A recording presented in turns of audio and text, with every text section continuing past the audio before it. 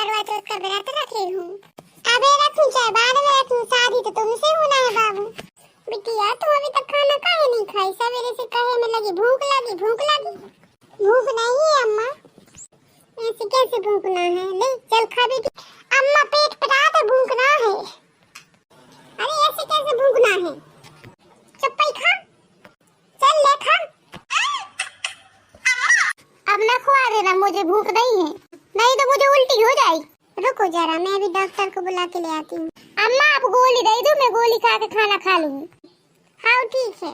चांद को देखूं हाथ में जोड़ूं, करवा चौथ का व्रत मैं तोड़ूं, तेरे हाथ कभी कुर्बानी दासी से बन जाऊं रानी। अरे बिटिया ये कलुआ कौन है? तू यहाँ क्या कर रही है?